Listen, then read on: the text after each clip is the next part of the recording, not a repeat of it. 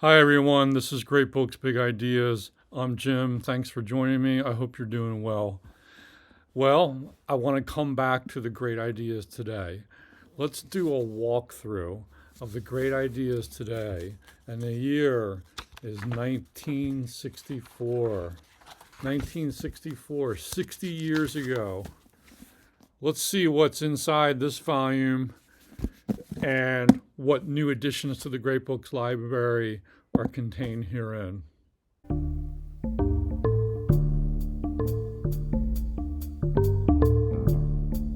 Okay, the Great Ideas 1964. Are you ready for the walkthrough? Let's do it. Let's see what's inside.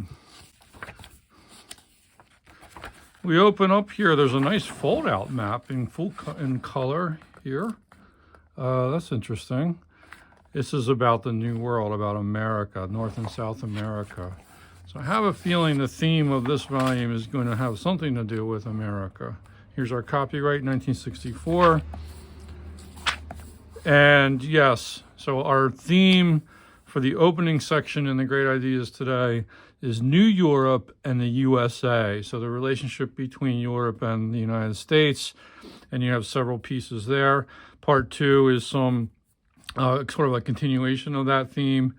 And then we have our year's developments in the arts and sciences and the additions to the Great Books Library. So here is our first section, and we have a little introduction, and then we have a comment by the publisher, which seems to be some kind of a response.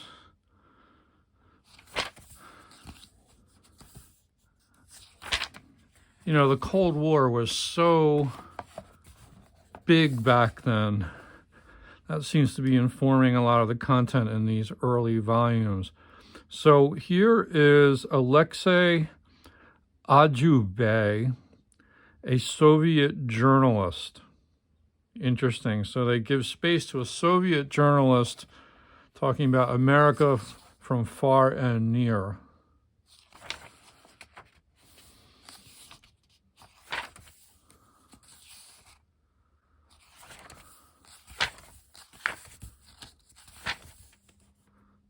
And there only seems to be a lot here about Khrushchev and Eisenhower and Kennedy and so forth. Yeah, definitely Cold War stuff.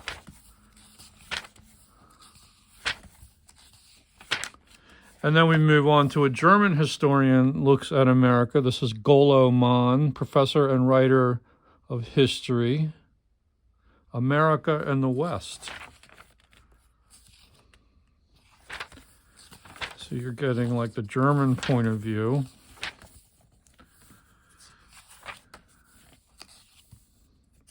And this is what, 19 years after the end of World War II? That just seems like a blip today.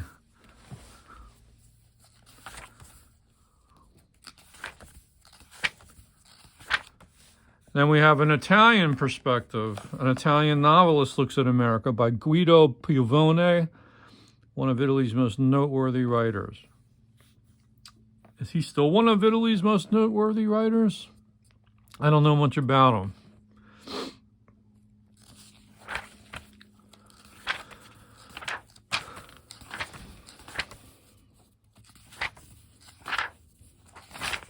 And then a European view of American science by Ritchie Calder. Now, who is Ritchie Calder? Professor of International Relations at the University of Edinburgh, a specialist in the presentation of science to the general public.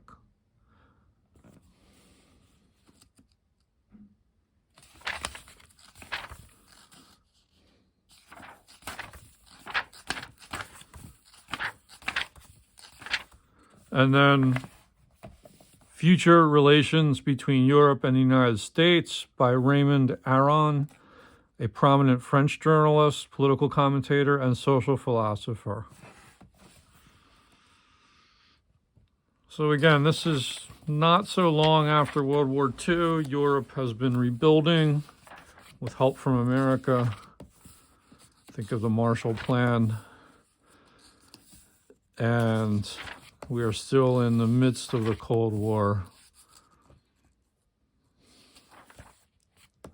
Europe kind of caught in the middle of all that. What Europeans have to say about America in the great books of the Western world. So you have this little section here with excerpts from Adam Smith, John Stuart Mill, Hegel, Karl Marx, Sigmund Freud. And then part 2, the Americanization of Europe. And we have an essay by Milton Mayer, who writes a lot of essays in these early volumes. He's from Chicago. Yeah, he is quite well represented in the great ideas today. He tends to write pretty long essays, too.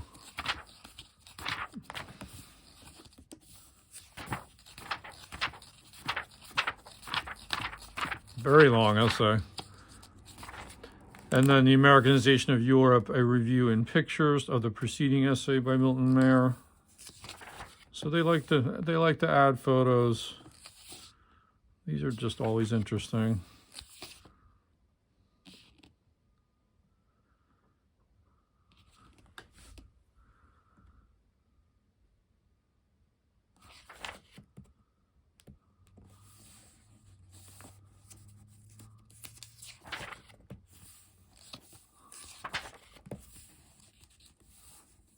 Some cool photos.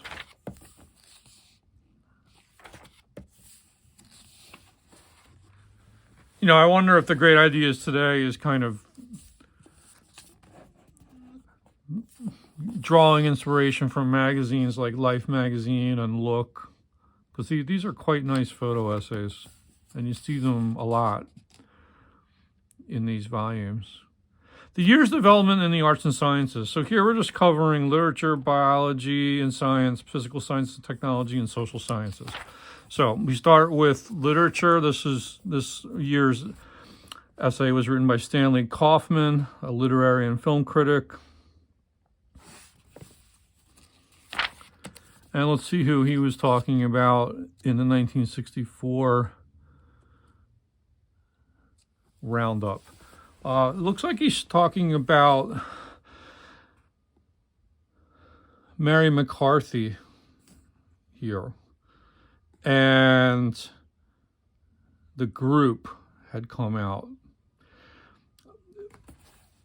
The group is, I don't remember what Kaufman says about it here in his review, but this was the first Mary McCarthy book I read, and I might have gotten interested in it just from reading this essay. I had not had any exposure to Mary McCarthy before, but I became an instant fan. I really thought that book was great. And then I went on and read another novel by her called Birds of America.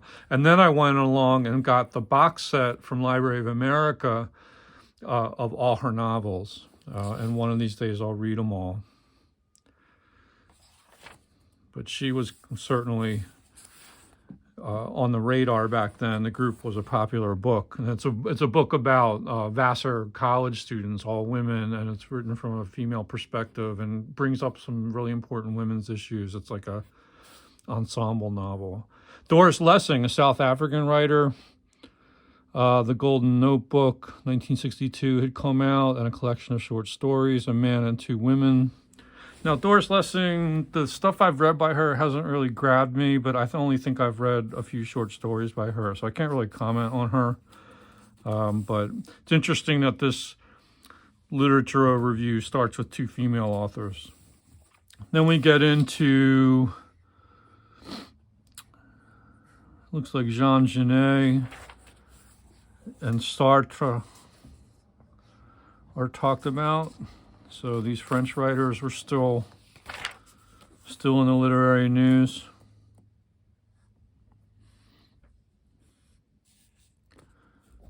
Frank Harris, My Life and Loves, a 5-volume work, appeared during the 1920s in various European countries.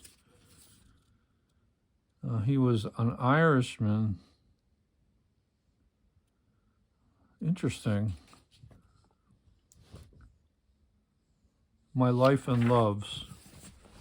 Yeah, I don't know much about this author.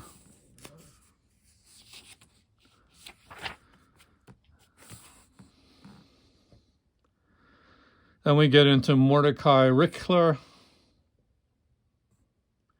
J.P. Donlevy.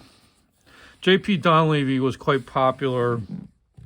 I remember when I was in college in the 80s, you know, his work was widely available in mass market paperback, and I read The Ginger Man. It wasn't that great. I remember having an interaction with my English professor, who I had him for several courses, but the first was modern British novel, but his real expertise was Irish literature, Beckett and Joyce, and so on. And he saw that I was reading this, and we were in the elevator, and he just kind of chuckled at me in a mocking way. The basic suggestion was like, yeah, you can do better than that. And he was right. Let's see, we have Elliot Baker, first novel, A Fine Madness. Then we turn to British satire and British comedy. Here's Kingsley Amis.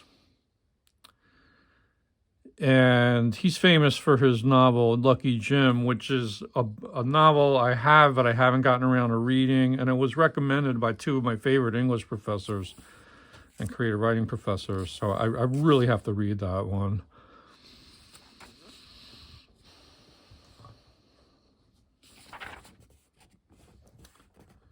Anthony Burgess is mentioned here.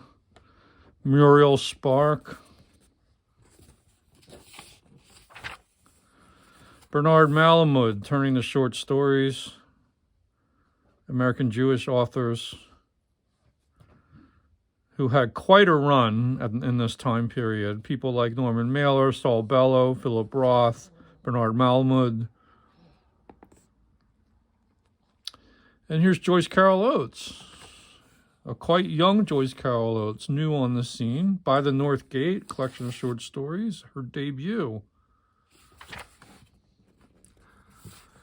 And then we move on to John Cheever,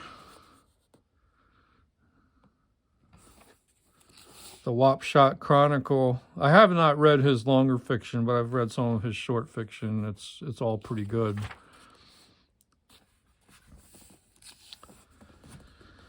The Letters of F. Scott Fitzgerald came out.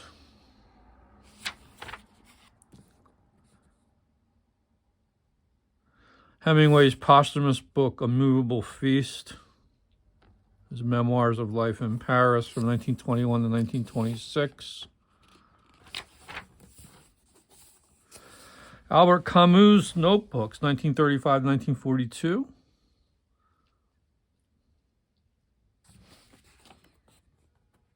Now, had Camus died by this point? I forget when he passed away.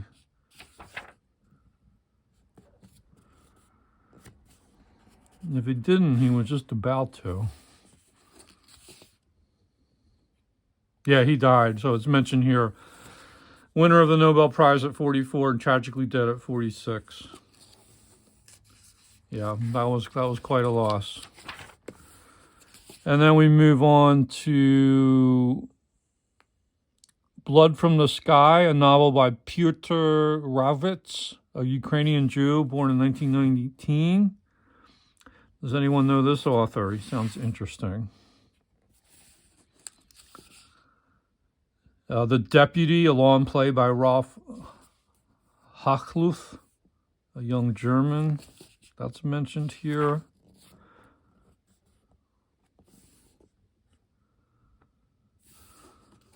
There's Hachluth. Arthur Miller had come out with After the Fall. And Michelangelo Antonioni's screenplays had come out. Boy, I would like to have his screenplays. Big Antonioni fan.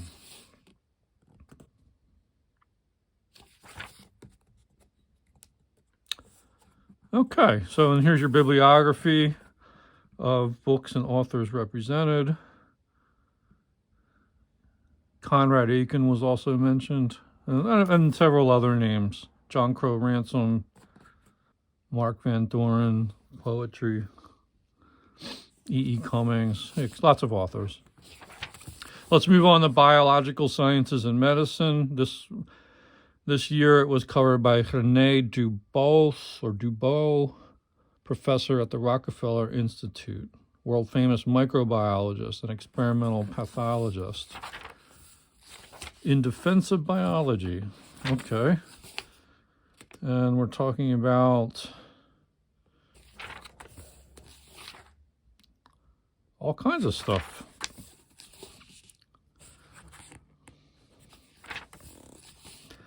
Biological partnerships.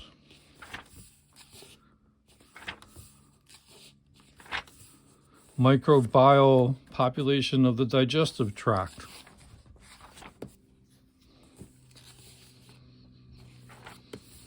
Environmental stimuli, development, and health.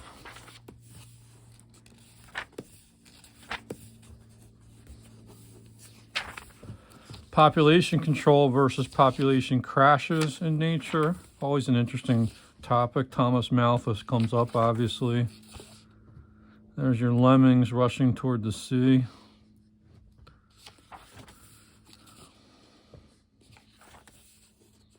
Long-range effects of environmental pollution. So some concern about the environment is creeping in here. There's Rachel Carson.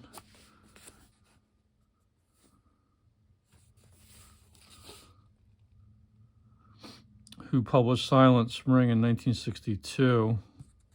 Also, Lewis Herbert published Our Synthetic Environment. So people were starting to kickstart the environmental movement with books like that. Onward to Physical Sciences and Technology. This is written by Melba Phillips, professor of physics in the college and lecturer in the Department of Physics at the University of Chicago.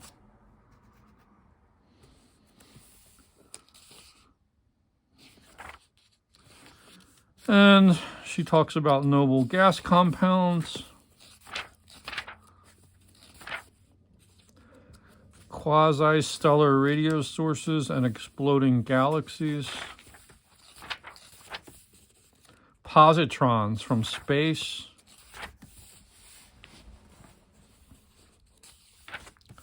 the second neutrino, Galileo, inertia and gravity,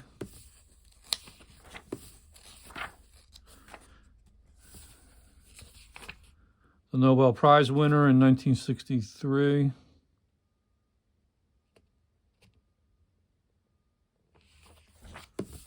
technology and economic development, and that concludes that section. And then we move on to social sciences and law. And this is written by Daniel Bell, professor of sociology at Columbia University.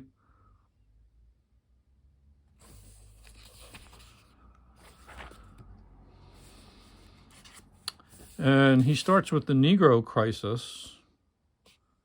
So, of course, the civil rights movement was in high gear by this point.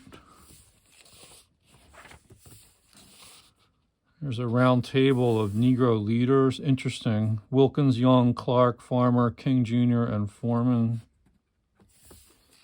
The Negro ethnic group turns to four problems that have been dealt with in recent years: the characterization of American democracy, the nature of the ethnic group process, the role of leadership in social change, and perhaps most important, the question of identity that now confronts the American Negro. So Negro identity. Talking about James Baldwin here. What a great photo.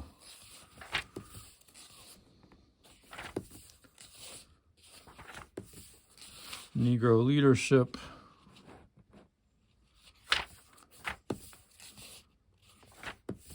There's Malcolm X. Black Muslim movement. Question of Negro Identity.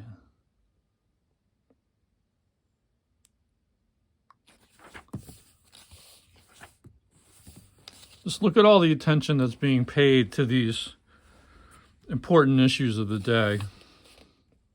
You can't say the great ideas today shied away from anything.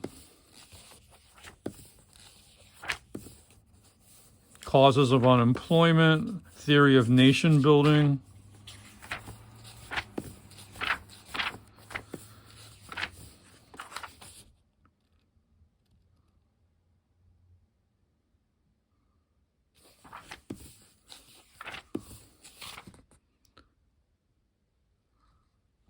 What the social sciences know. And that brings this article to a conclusion. All right, so let's move on to additions to the Great Books Library. Again, if you're new to these Great Ideas Today volumes, these are additions to the, 54 volume set you would have bought back in the day of all these great works. And these are shorter works, but they sort of belong in the same camp. So we start with Daisy Miller by Henry James, a novella. Probably one of the first works I read by him. I think I read that in my American Lit Survey class as an undergraduate, and I liked it. One big theme with Henry James is the young American who's sort of set into a European environment, and he's very interested in that interplay between the different cultures, which really fits the original theme here in this volume of sort of how Europeans see America and how America sees Europe and so forth. Makes a lot of sense that they would add that. I like these little illustrations they've added.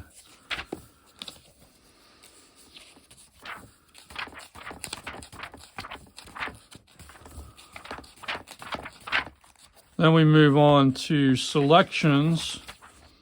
Usually, Great Books of the Western World does not excerpt things, but for these Great Ideas Today, they sometimes do that. So these are selections from Volume 2 of Democracy in America, a much longer work by Alexis de Tocqueville. Influence of Democracy on the Feelings of the Americans.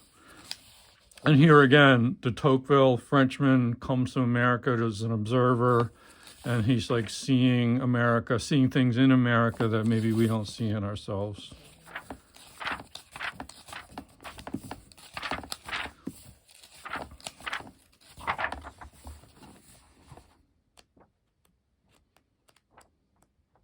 Nice long excerpt. Then we have John Stuart Mill, who's already represented in the Great Books of the Western World, and he is writing a review article about democracy in America. That's interesting. Let's see what he thought about that. And finally, William James, Pragmatism, a new name for some old ways of thinking. William James is also represented in the Great Books of the Western World, but not his work on pragmatism. So, famous pragmatist philosopher, which is one of America's claims to fame in the world of philosophy.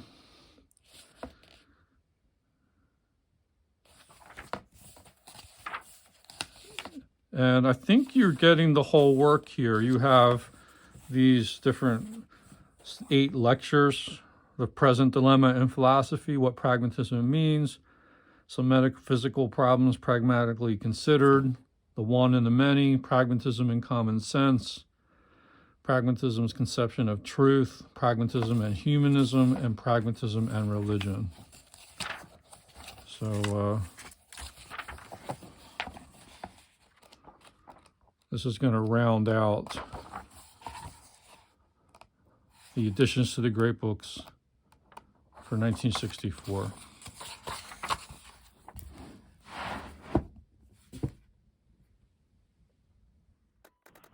So I'm going to add these selections to my running list of additions to the Great Books Library. So just to recap, we have Daisy Miller by Henry James, Democracy in America, excerpts by Alexis de Tocqueville, a review of Tocqueville by John Stuart Mill, and Pragmatism by William James.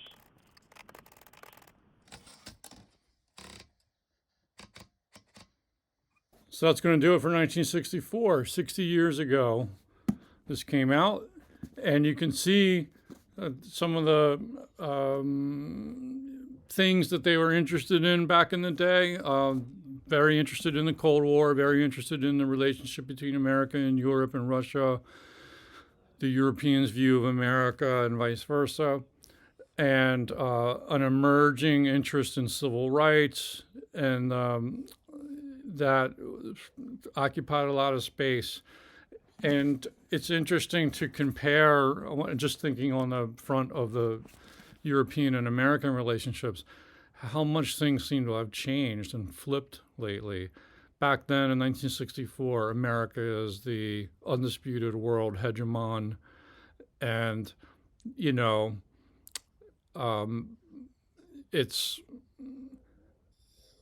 America was the superpower, the sole superpower, in conflict with the Soviet Union. And now, America still a superpower, but can't you see the hegemony fading at this point? There are cracks. There is seems to be a pullback, and I think we're going to see a lot more of this in the coming years.